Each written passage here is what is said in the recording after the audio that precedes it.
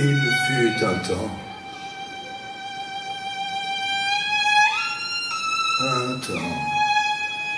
où les gens me donnaient toutes sortes de choses, toutes sortes de gens, toutes sortes de choses, des miches de pain, encore toutes chaudes à la sortie du four,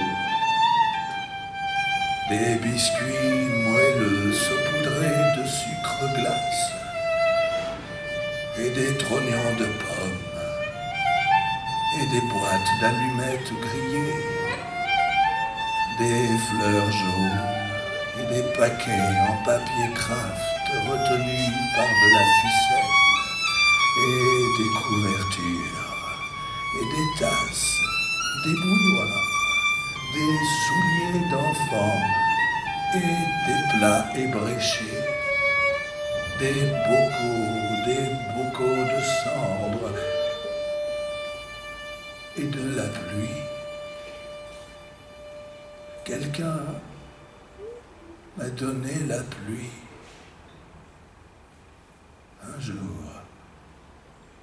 jour, quelqu'un m'a donné de la pluie. Je ne connaissais pas ces gens. Ils me donnaient des affaires avant de monter dans le train. Ils étaient pressés de monter dans le train. Il y en avait d'autres qui leur disaient de monter dans le train et qu'il fallait qu'ils se dépêchent.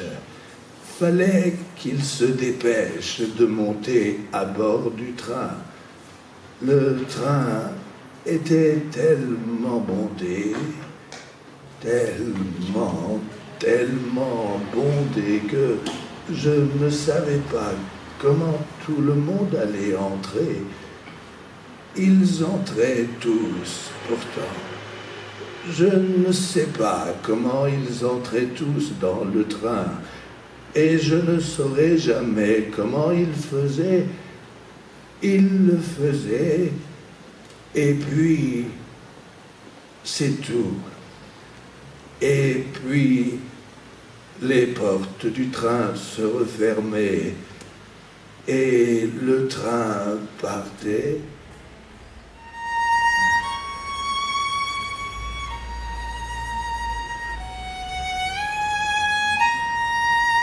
Et on me laissait là, avec toutes ces affaires qu'on m'avait données. Ça n'en finissait pas de se passer, parce qu'il n'y avait pas qu'un seul train. Il y avait des tas et des tas de trains. Et c'était toujours pareil. Peut-être que c'était toujours le même train qui faisait l'aller-retour. L'aller et puis le retour. Je ne sais pas où il allait. Je ne sais pas seulement que les gens ne revenaient jamais.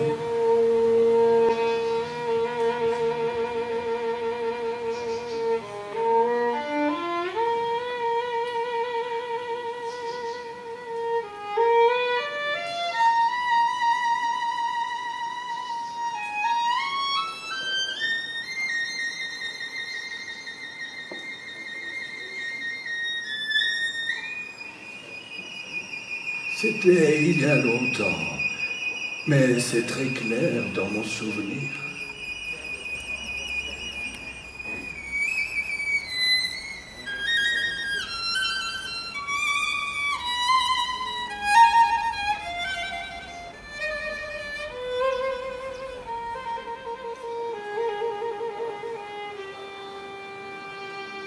J'étais là. Comme ça, vous voyez, comme ça, debout. Et il me voyait. Et il me donnait ces affaires qu'ils avaient dans les bras. Rien n'était autorisé dans le train, rien de rien. On leur avait dit qu'ils ne pouvaient rien prendre avec eux. Du coup, il y avait comme une confusion, vous voyez, parce qu'ils avaient apporté ces affaires avec eux, pensant qu'ils pourraient les prendre dans le train. Mais rien n'était autorisé. Je prenais toujours toutes les affaires qu'il me donnait. Toutes ces choses ordinaires et bizarres, et souvent belles, et cassées des fois, et je les mettais dans ma maison. Et petit à petit, toutes les chambres de ma maison se sont remplies de toutes ces affaires. Et il restait tout juste assez de place pour moi. Et très vite, il n'est plus resté de place du tout pour moi. Et il a fallu que je dorme dehors, dans la cour.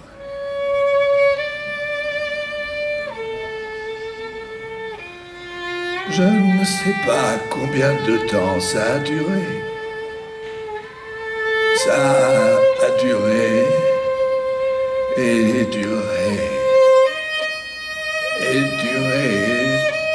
Je me suis bien habitué à dormir dans la cour.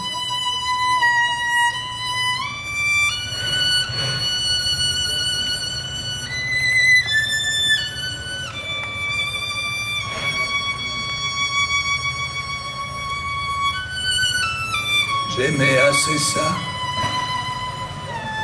J'étais comme un petit enfant perdu.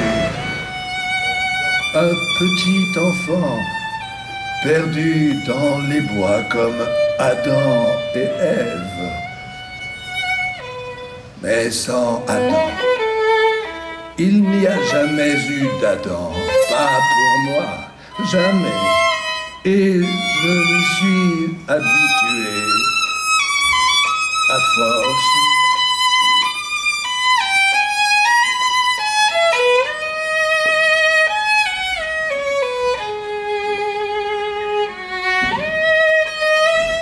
Je n'entrais plus dans la maison que pour travailler, parce qu'il y avait du travail à faire. Il y avait du tri à faire, parce qu'au départ, tout était un tel fatras, et il fallait que je trie les affaires, parce que j'ai toujours cru qu'un jour, je ne savais pas quand, mais qu'un jour, tous ces gens qui m'avaient donné des affaires, ils reviendraient.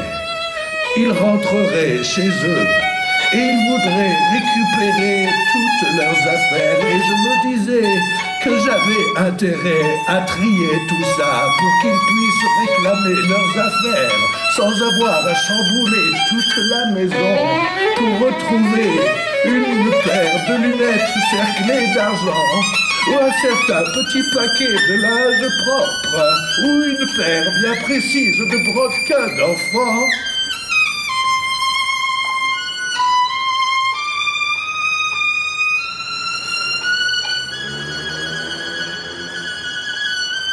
Ça en faisait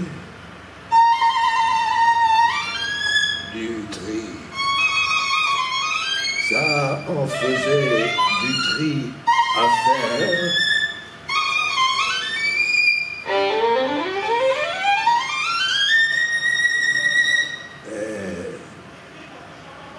Et ils ne sont jamais rentrés chez eux, bien sûr.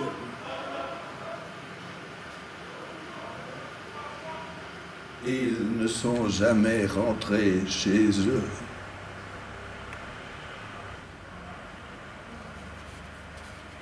J'avais des chambres entières, pleines d'une chose ou d'une autre, mais j'avais plus d'affaires que de chambres, forcément.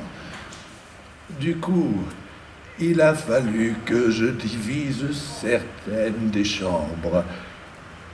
Il y avait des chambres avec 2 ou 3 ou même 4 choses dedans. Une chambre en avait 5. Une chambre avait des lunettes et des montres et des peignes et des épingles à chapeau et des photographies. Je me demandais à l'époque, et je me demande encore aujourd'hui que je suis vieille, et ça fait si longtemps de ça, mais je me demande encore pourquoi il me donnait toutes ces affaires. Je me trouvais simplement là, vous voyez, simplement planté là, où le train s'arrêtait. C'était rien qu'un champ, pas une gare. Faut pas vous imaginer que c'était une gare, il n'y avait rien qu'un champ ordinaire, avec rien dedans, rien qui poussait dedans. À part au bout d'un moment ces chemins que les pas des gens creusaient dans la terre, toutes ces centaines et ces centaines et ces centaines de gens qui coupaient à travers le champ. Rien d'autre que les chemins qu'ils creusaient pareils à des rivières à sec, menant tous au train. Et puis rien, bien sûr, rien après ça, rien de l'autre côté des rails, rien. Je ne sais pas pourquoi je me tenais là, pourquoi je me tenais toujours là. Peut-être que j'étais parti marcher, et je ne me souviens plus. Je me promenais comme ça, toute seule, me promenais comme ça, sans but. J'étais jeune, j'étais solitaire. J'aimais bien aller faire de grandes promenades. Je regardais les choses, je regardais la nature. J'adorais la nature, les oiseaux, j'adorais les animaux et les oiseaux, leurs couleurs, leur énergie. J'étais solitaire, vous voyez, très seul. J'étais très seule, j'étais malheureuse. Et peut-être, je ne me souviens plus, j'étais jeune. Et peut-être que j'étais malheureuse, je ne sais plus ce qui me rendait malheureuse. J'étais jeune.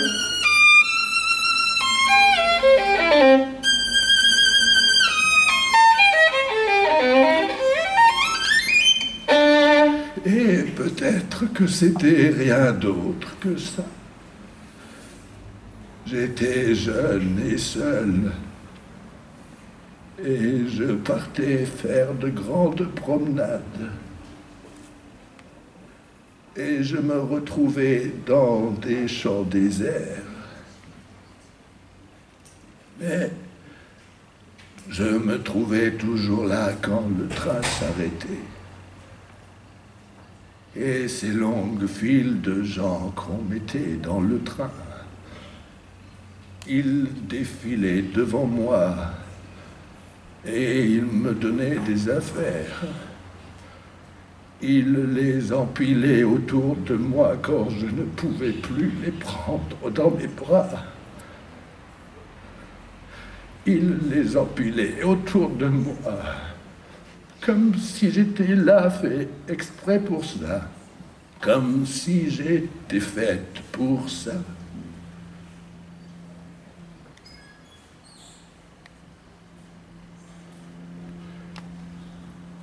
Je suis désolé. Je suis vraiment désolé, mais j'étais à vous raconter une histoire et j'ai perdu tous les fils de mon histoire. Bon. Histoire. Parler de toutes ces affaires qu'on me donnait. Toutes ces affaires qui appartenaient à des gens que je ne connaissais pas et qui ne les ont jamais récupérées. Ça n'a jamais été un fardeau pour moi, vous voyez, jamais, mais jamais un fardeau. Bien sûr, il est arrivé un jour où les gens ont arrêté de me donner des affaires parce qu'il n'y avait plus de gens, plus de trains. Et tout s'est arrêté tout d'un coup. Il n'y avait plus rien que le chant. Le chant était là. Et les chemins creusés dans la terre et les rails qui ont rouillé si vite et l'affreuse, comment dire, l'affreuse et totale immobilité du champ désert qui était si terrible.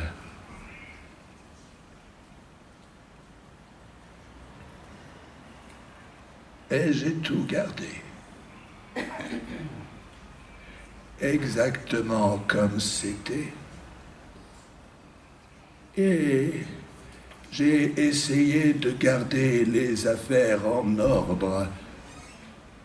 J'étais tout le temps en train de faire la poussière et de nettoyer et d'essayer de conserver tout ce qu'on m'avait donné. Mais il y a des affaires qui s'effritent, qui pourrissent comme ça, jusqu'à temps qu'elles ne soient plus rien. Il n'y a plus qu'à les regarder tomber dans le rien et disparaître, comme on fait tous, comme on doit tous faire, peu importe comment, peu importe à quel point on a été réel, peu importe à quel point on sent qu'on a été, à quel point on a été présent, à quel point on a été. On a tous été vivants, on a tous vivants, tous autant qu'on est. C'est vrai, je sais que c'est vrai, j'y crois. Pendant un temps, on est en vie. Je me raccroche à ça. C'est ça qui me soutient. On est en vie pendant un temps bref, un temps long. On dirait que ça ne fait pas de différence, pas pour moi. Plus maintenant, peut-être Peut-être qu'un jour, peut-être, ça faisait une différence. Je ne me souviens plus ce que c'était que cette différence. C'était à raconter une histoire. Je ne dois pas oublier. Ça, j'oublie. Vous voyez, j'oublie au beau milieu de tous ces souvenirs, j'oublie les photographies, les habits et les petits paquets en papier craft retenus par de la ficelle que je n'ai jamais ouvert. Ils se sont tous fanés. Au fil des ans, je ne pouvais rien y faire. J'avais l'impression que j'étais attaché à toutes ces affaires qui mouraient et je ne pouvais pas les empêcher. Il n'y avait rien à faire pour elles. Ça ne servait à rien d'essayer de les empêcher. Et j'avais du chagrin pour elles toutes. J'avais du chagrin pour toutes ces affaires au fil des ans. Et c'était comme ça que je vivais. Et voilà tout, avec toute cette souffrance autour de moi et au-dedans de moi.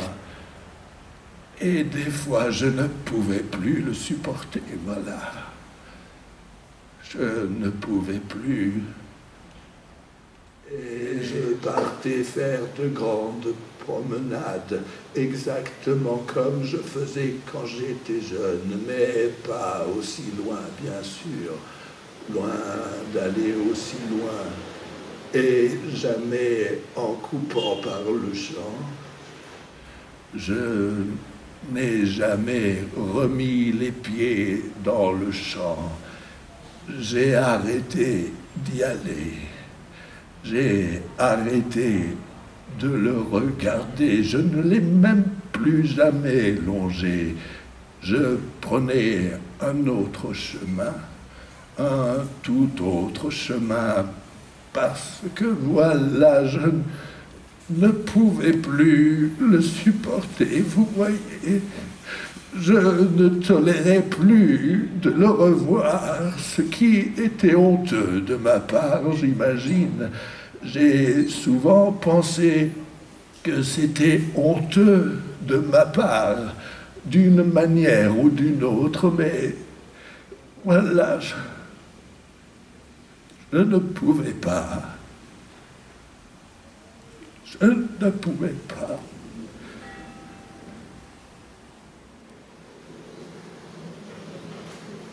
La maison se vidait. Et se vidait à mesure que toutes ces affaires s'effritaient et se décomposaient. Et je me suis mis à les changer de place et à réaménager les affaires, ce qui souvent ne faisait qu'empirer les choses, et tellement d'affaires,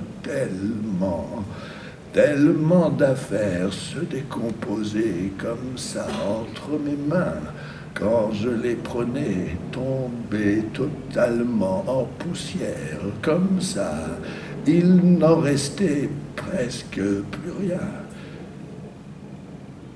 Seule la poussière dure éternellement.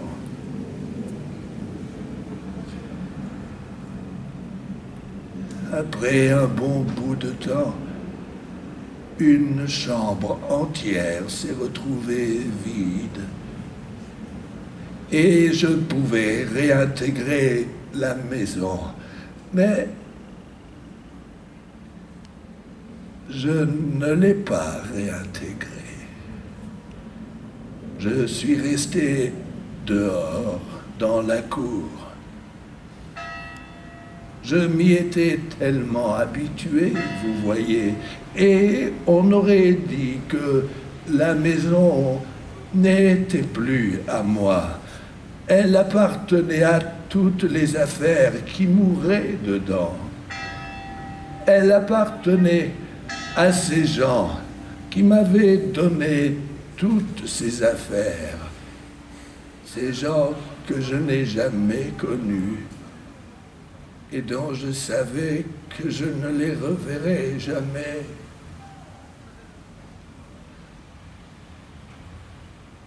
J'avais vieilli depuis le temps, terriblement vieilli. Je revois souvent leur visage à ces gens qui me donnaient des affaires. Je ne les revois pas tous, bien sûr. Il y en avait trop. Mais quelques-uns ne m'ont jamais quitté, comme on dit.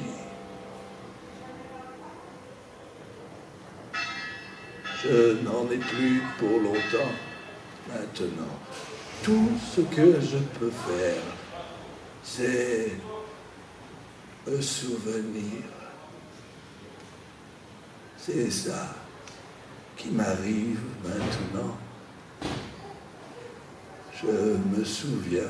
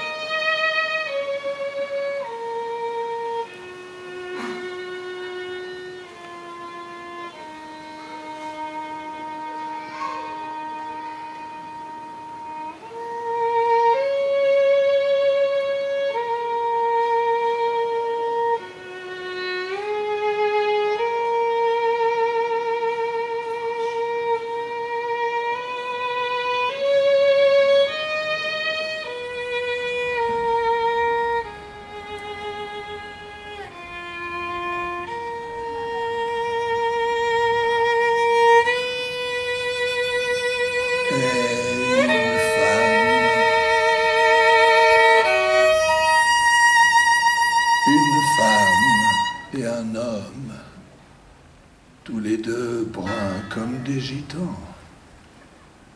Elle, avec un foulard bleu autour du cou, et lui, avec une cravate jaune dont je pourrais jurer qu'elle était en soie.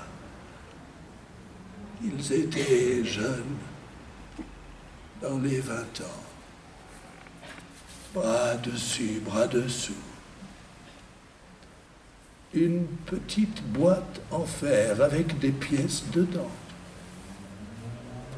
Ça avait dû vouloir dire quelque chose pour les deux jeunes gens qui me l'ont donné.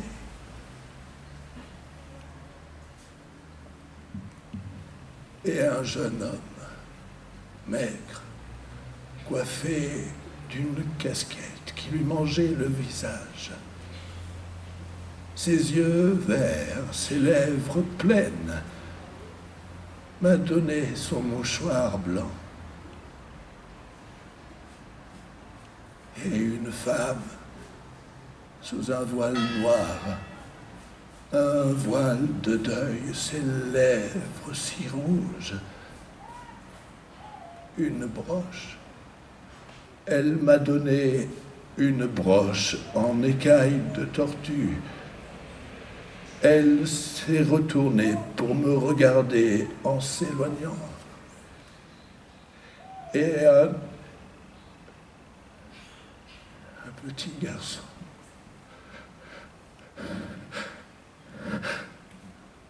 un homme, avec un œil de verre bleu, trapu et fort et fatigué, ce petit petit garçon.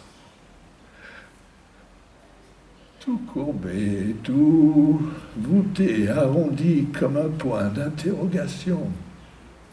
Il m'a donné une grande valise en carton remplie de journaux jaunis, ce petit garçon avec une crinière de cheveux noirs. Et une petite fille, toute seule. Je lui ai demandé pourquoi elle était toute seule, si jeune. Elle m'a donné un panier de plumes, mais elle ne m'a pas répondu. Des plumes de corneille et de moineaux, de tourterelles. Pourquoi t'es toute seule? Elle n'a pas répondu. Les plumes de la queue d'une hirondelle, les plumes blanches d'un cygne, et des tourterelles grises encore, des tourterelles. Ce petit garçon à la crinière noire comme du charbon, et une toute petite femme, et un vieil homme.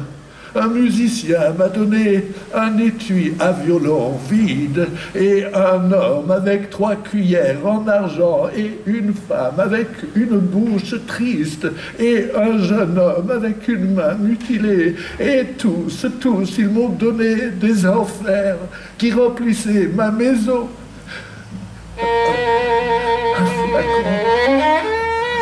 Un flacon, un petit flacon.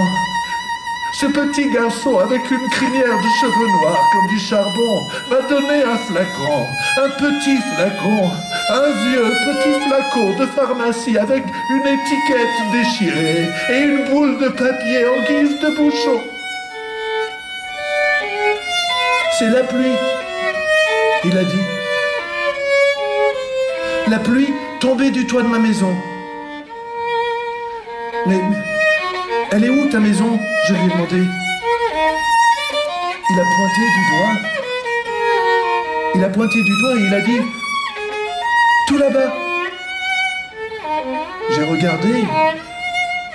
J'ai regardé et tout ce que je pouvais voir, c'était une longue file de gens, des centaines de gens qui couraient par le champ désert. Quoi, sa maison était tout là-bas. Tout là-bas. Là-bas, quelque part, là où ils s'en venaient tous. J'ai attrapé la pluie dans un plat, il a dit, et je l'ai mise dans cette bouteille. La pluie appartient à Dieu. Je l'ai gardée, il a dit. Tu veux bien me la garder?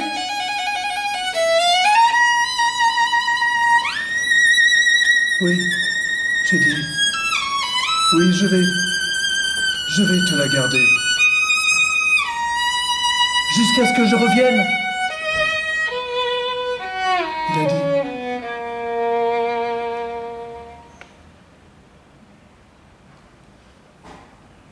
Parmi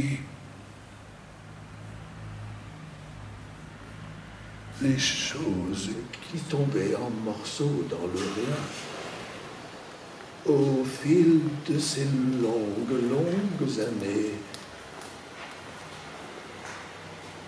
la pluie. Tu reviendras, j'ai dit. Oui, il a dit. Je reviendrai. Je reviendrai chercher la pluie du bon Dieu.